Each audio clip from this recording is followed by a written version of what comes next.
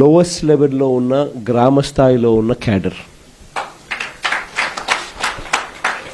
నిజంగా ఇంత కమిటెడ్గా ఒక ఉద్యమాన్ని మనస వాచ కర్మన దీన్ని ఎట్టి పరిస్థితుల్లోనూ కూడా ఈ ఉద్యమంను, ఈ స్ఫూర్తిని, ప్రజలు ఇక్కడ చెప్పే ఈ గళాన్ని ఖచ్చితంగా వినిపించేట్టుగా చేయాలి. రాష్ట్ర ప్రభుత్వం మెడలు వంచాలి. ఆ నిర్ణయం వెనక్కి తీసుకునేట్టుగా రాష్ట్ర ప్రభుత్వం మీద ఒత్తిడి తీసుకుని రావాలి అని చెప్పి పట్టుదలతో ఇంత గొప్ప ఉద్యమం చేసిన చరిత్ర బహుశా రాష్ట్రంలో ఎప్పుడు కూడా జరిగి ఉండదు. నిజంగానే అందరికీ కూడా ఇక్కడి నుంచి మొదలు పెడితే గ్రామ స్థాయిలో ఉన్న ప్రతి కార్యకర్త దగ్గర వరకు కూడా ప్రతి ఒక్కరికి కూడా మనస్ఫూర్తిగా కృతజ్ఞతలు, అభినందనలు రెండు కూడా తెలియజేస్తా ఉన్నాను. దాదాపుగా 1,04,11,136 సంతకాలు ప్రతి జిల్లా నుంచి బయలుదేరిన ఈ నెంబరు, మన దగ్గరికి వచ్చిన నెంబరు, ఈరోజు గవర్నర్ గారికి మనం చూపించబోయే ఈ సంతకాలు ఆల్రెడీ బహుశా చూపించే కార్యక్రమం బహుశా మొదలై ఉంటుంది. ఆల్రెడీ బండ్లను మనం ఫ్లాగ్ ఆఫ్ చేసినాము. ఆ బండ్లన్నీ గవర్నర్ గారి ప్రెమిసెస్కు ఆల్రెడీ చేరాయి.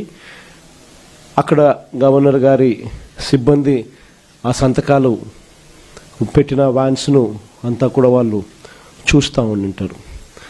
బహుశా 1,04,11,136 సంతకాల 1,04,11,136 సంతకాలు చేసిన పత్రాలు. ఈరోజు నిజంగా ఇదొక ఘట్టం, చరిత్రలో నిలిచిపోయే ఒక ఘట్టం. ఈరోజు నిజంగా చంద్రబాబు నాయుడు గారు తన ఈ మధ్యకాలంలోనే మొన్ననే కలెక్టర్ల సదస్సు జరుగుతూ ఉన్నప్పుడు తన నోట్లో నుంచి వచ్చిన కొన్ని మాటలు ఆశ్చర్యం కలిగించాయి. ప్రజల్లో గ్రాఫ్ చాలా పడిపోతూ ఉంది, దానికి కారణం కలెక్టర్ల పనితీరు సరిగ్గా లేదు అని చెప్పే పరిస్థితిలో చెప్తా ఉన్నాడు. పొద్దున పేపర్ చదివితే అయ్యో అని మొత్తుకున్నట్టు. కలెక్టర్ల గ్రాఫ్ బాగాలేక కాదు స్వామి, నీ గ్రాఫ్ బాగాలేక పడిపోతా ఉంది. నీదేనే నీకు అర్థం కావడంలా?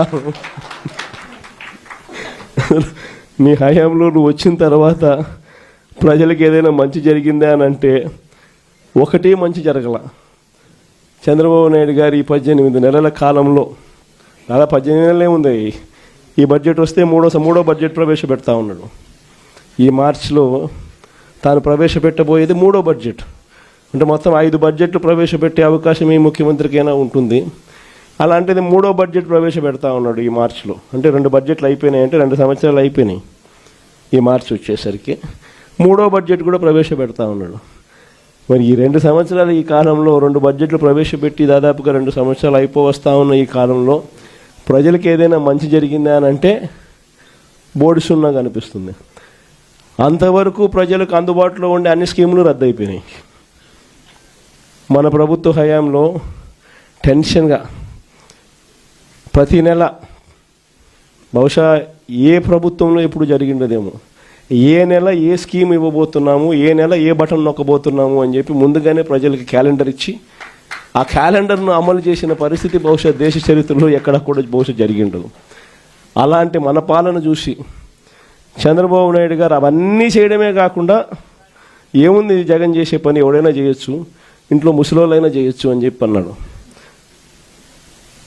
అవన్నీ చేయడమే కాకుండా నేను సూపర్ 6, సూపర్ 7 కూడా హామీలు అమలు చేస్తానని చెప్పిన వ్యక్తి ఈ 22 ఏళ్ళు కావస్తా ఉన్న ఈ సమయంలో చంద్రబాబు నాయుడు గారి హయాంలో జరిగింది ఏమిటి అని అంటే, అన్ని పథకాలు, గతంలో జరిగే అన్ని పథకాలు రద్దు కావడం, సూపర్ 6, సూపర్ 7 మోసాలుగా మిగిలిపోవడం, పైగా వ్యవస్థలన్నీ పూర్తిగా నీరు గారిపోవడం, నిర్వీర్యమైపోవడం. ఈ 3 చూసాం మనం. అందుకే చంద్రబాబు నాయుడు గ్రాఫ్ ఈరోజు ఎంత లేపినా కూడా గ్రాఫ్ లేయడంలా పైకి. ఎందుకంటే అన్ని అబద్ధాలు, అన్ని మోసాలు అని చెప్పి ప్రజలకు అర్థమైపోతూ ఉంది, కనిపిస్తూ ఉంది. కాబట్టి అసలు మొట్టమొదటిసారిగా వ్యవస్థలన్నీ కూడా కుప్పకూలిపోయిన పరిస్థితి చూస్తూ ఉన్నాం. ప్రజలకు సంబంధించిన ఆరోగ్యశ్రీ తెరమరుగైపోతూ ఉంది. ప్రజలకు సంబంధించిన ఫీజు రీయింబర్స్మెంట్, పిల్లలకు సంబంధించిన ఫీజు రీయింబర్స్మెంట్ బకాయిలతో పిల్లలు చదువులు ఆగిపోతూ ఉన్నాయి. ఏ రైతుకు గిట్టుబాటు ధరలు రాని పరిస్థితి. సూపర్ 6 సూపర్ 7తో అన్ని రకాలుగా మోసాలు.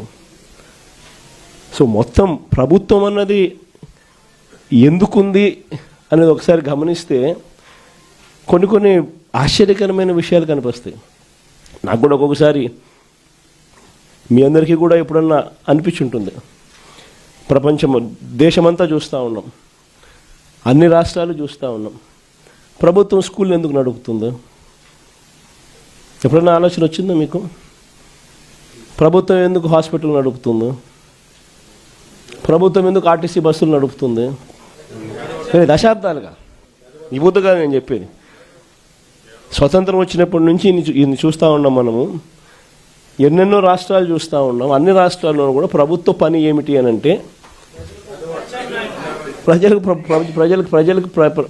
ప్రభుత్వ పని ఏమిటి అని అంటే ఒకవేళ ప్రభుత్వమే స్కూళ్ళు నడపకపోతే, ప్రభుత్వమే ఒకవేళ హాస్పిటల్ నడపకపోతే, ప్రభుత్వమే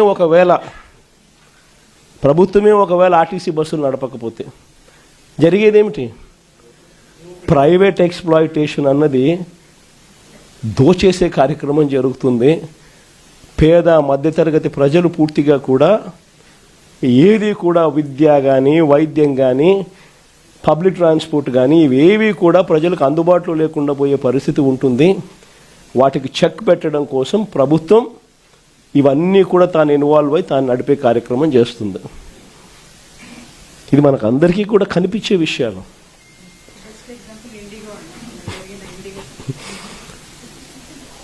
ఒకవైపున అన్ని వ్యవస్థలు, ఒకవైపున ఇక్కడ ఈరోజు చూస్తే అన్ని కుప్పకూలిపోయిన పరిస్థితులు. గవర్నమెంట్ స్కూల్ ఎందుకు నడుపుతా ఉన్నది అని చెప్పి అనుకునే ముఖ్యమంత్రి బహుశా చంద్రబాబు నాయుడు తప్ప ప్రపంచ చరిత్రలో ఎవడు ఉండడు. గవర్నమెంట్ హాస్పిటల్ ఎందుకు నడుపుతుంది అని చెప్పి అనుకునే మనిషి ఒక చంద్రబాబు నాయుడు తప్ప ప్రపంచ చరిత్రలో ఏది ఉండడు. మనం ఉన్నాం కాబట్టి ఆర్టీసీ కనీసం బతికింది. కార్మికులందరినీ గవర్నమెంట్లో విలీనం చేశాం కాబట్టి. మనం విలీనం చేయకపోయింటే చంద్రబాబు నాయుడు గారు కానీ వచ్చిందంటే ఆర్టీసీ కూడా ఈ పాటికి అమ్మేసి ఉంటాడు. మొన్నేదో ఆశ్చర్యకరంగా ఆయన నోట్లో నుంచి విన్న పోలీస్ శాఖను కూడా ప్రైవేటైజ్ చేసే కార్యక్రమం చేస్తానని నేను. అసలు ఏ స్థాయిలోకి వస్తున్నాడు అని అంటే, లా అండ్ ఆర్డర్ అనేది గవర్నమెంట్ ఎందుకు నడుపుతుందంటే దానికి కొన్ని కారణాలు ఉన్నాయి. ప్రైవేట్ ఎక్స్‌ప్లాయిటేషన్ ఉండకూడదు అని. స్కూల్ ఎందుకు నడుపుతుంది గవర్నమెంట్ అంటే కొన్ని కారణాలు ఉన్నాయి. ప్రైవేట్ ఎక్స్‌ప్లాయిటేషన్ ఉండకూడదని. హాస్పిటల్ గవర్నమెంట్ ఎందుకు నడుపుతుందంటే కొన్ని కారణాలు ఉన్నాయి. ప్రైవేట్ ఎక్స్‌ప్లాయిటేషన్ ఉండకూడదు అని. బస్సులు ఎందుకు నడుపుతుందని అంటే దానికి కారణాలు ఉన్నాయి. దానికి కారణాలు ఏమిటి అని అంటే పబ్లిక్ ట్రాన్స్పోర్ట్ విషయంగా పేదలు ఎక్స్‌ప్లాయిట్ కాకూడదు అని చెప్పి. అలాంటిది ఈరోజు అన్ని రకాలుగా ఈ వ్యవస్థ ఒకసారి గమనిస్తే అన్ని వ్యవస్థలు తిరోగమనమే. మరి అన్ని రకాలుగా వ్యవస్థలు తిరోగమనం. ఇంతకుముందు అమలవుతా ఉన్న పథకాలన్నీ రద్దు. నువ్వు చేస్తానని చెప్పినటువన్నీ మోసాలు. మరి ఇన్ని ఘనకార్యాలు నువ్వు చేసినప్పుడు కలెక్టర్ల సదస్సులో నువ్వు కూర్చొని మీ పనితీరు బాగలేదు కాబట్టి ఆయన ప్రభుత్వం మీద చెడ్డ పేరు వస్తుందని చెప్పి నువ్వు చెప్పడం అంటే అసలు ఇంకా వాళ్ళంతా పోయి తలకాయ బండకేసుకొని కొట్టుకోవాలి. ఆ స్థాయిలో ఈ మనిషి బుర్ర పనిచేయడం లేదు, చంద్రబాబు నాయుడు గారి బుర్ర.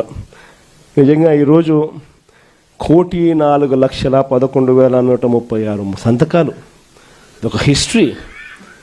నిజంగా ప్రతి సంతకము కూడా ఎక్కడా కూడా పొరపాటు జరగకూడదని, ప్రతి సంతకము సిన్సియారిటీతో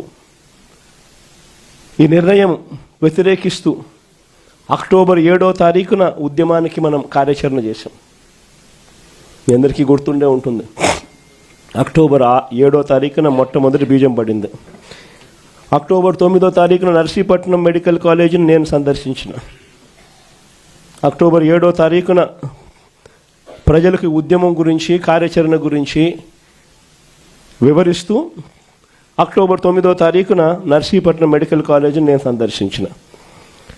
దాని తర్వాత అక్టోబర్ 10వ తారీఖు నుంచి డిసెంబర్ 10 దాకా ప్రతి గ్రామంలోనూ, ప్రతి పట్టణంలోనూ, వార్డుల్లోనూ రచ్చబండ కార్యక్రమాన్ని నిర్వహిస్తూ ప్రజలకు ఈ మెడికల్ కాలేజీల విషయంలో, ప్రైవేటీకరణ విషయంలో ప్రజలు నష్టపోతూ ఉన్నది ఏమిటి అని చెప్పి సువివరంగా ఎక్స్ప్లెయిన్ చేస్తూ, ప్రజలను ఈ సంతకాల సేకరణలో భాగస్వాములను చేస్తూ, ప్రజలు ఏ రకంగా చంద్రబాబు నాయుడు తీసుకుంటా ఉన్న ఈ నిర్ణయాల వల్ల నష్టపోతారు, ప్రజలు ఎలా నష్టపోతారు అని చెప్పి సువివరంగా ప్రజలకు ఎక్స్ప్లెయిన్ చేస్తూ జరిగిన కార్యక్రమం ఇది.